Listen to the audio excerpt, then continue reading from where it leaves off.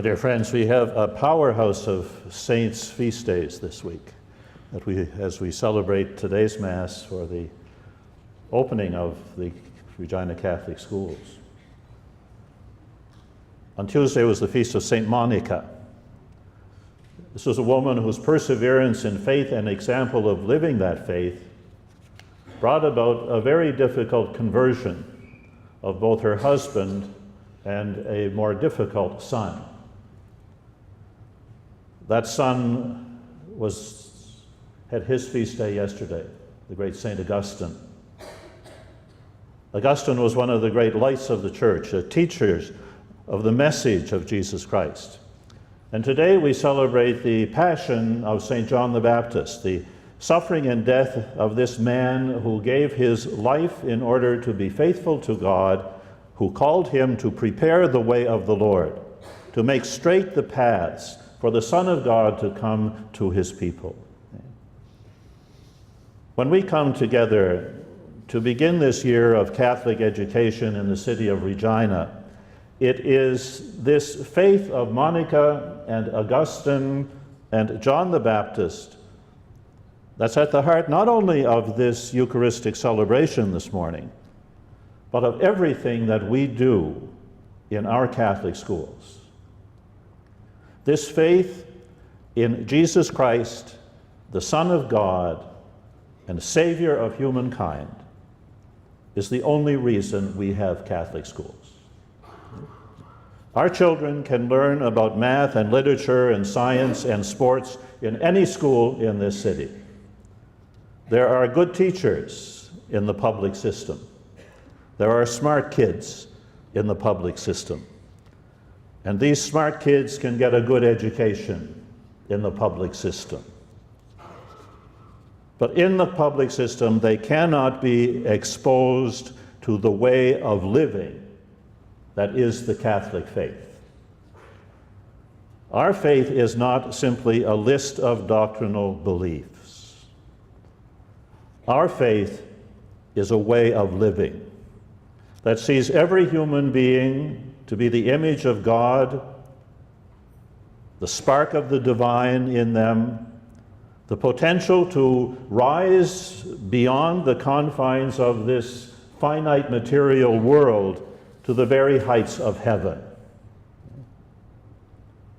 As you know, we are in the midst of the year of faith in the church. In his letter announcing the year of faith, Pope Benedict described faith in this way. He said, faith is choosing to stand with the Lord so as to live with him. Faith is choosing, standing with, and living. Faith is a choice. It is a decision to be one with Jesus Christ, and it is determination to live one's life in the company of Jesus Christ, the one who is love itself in human flesh. And by living our lives with him, we allow that love to penetrate into every aspect of our life. When that happens, then we are able to let that love is a person, that love is Jesus Christ. We can let that love radiate through us then and into the lives of those people who are placed in our care. That's what Catholic education is. This is the one thing that our Catholic schools have that no other school has and that no other school can give. And that's what makes us unique, and that's why we exist. When the love of God, made flesh in Jesus Christ, floods into the lives of our students through us, that gives them light to guide their lives. It gives them strength to find happiness and meaning in their lives in the face of all the disappointments and the difficulties and the tragedies that is life. Our Holy Father, Pope Francis, wrote in his encyclical letter, The Light of Faith. He said, Without that light, it is impossible to tell good from evil, or the road to our destination from other roads, which take us in endless circles going nowhere. Faith gives to our children and our young people hope and confidence in their future. And this is what faith is, and that is what Catholic education is. Faith is not taught by a textbook. Faith is communicated through a living example of personal contact. I would like to give you a part of Pope Francis's homily that he gave on the feast of St. Cajetan. I didn't know who St. Cajetan was. I had to look him up.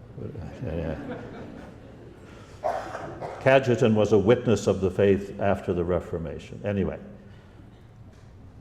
the Pope says, I sometimes ask people, do you give alms? Do you give money to the poor? And they say to me, yes, Father. And when you give alms, do you look the person you are giving them to in the eye? Oh, I don't know. I don't notice. Then you have not really encountered him. You tossed him the alms and walked off. When you give alms, when you give money to the poor, do you touch the person's hand or do you throw the coin? No, I throw the coin. So you did not touch him. If you don't touch him, you don't meet him. And he goes on to say, what Jesus teaches us, first of all, is to meet each other. And in meeting, to offer each other help. We must know how to meet each other. We must build, create, construct a culture of encounter. How many differences, how many problems in the family there always are. Problems in the neighborhood, problems at work, problems everywhere. And differences don't help. The culture of encounter, going out to meet each other. This is exactly the culture we work hard at in our Catholic schools.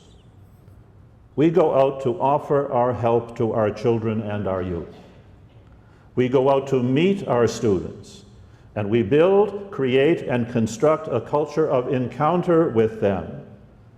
And in that encounter, we choose to stand with Jesus and so live in union with him. We choose to allow the love of God, the life of God that is within us, to flow into their lives. That is faith. That is Catholic education. This is what happens in our Catholic schools. At World Youth Day in Brazil, I'm quoting Pope Francis a lot. He's the most quotable pope I've encountered in my lifetime. Okay? He was commenting on the refrain for the responsorial psalm of that Mass that had 3 million young people at it. And the refrain was, sing to the Lord a new song. We all know that. We've said it dozens of times. Okay? Psalm 95. And he said to the young people, he says, what is this new song that we sing to the Lord? It doesn't consist of words, and it's not a melody. It is the song of your life. It is allowing our life to be identified with that of Jesus.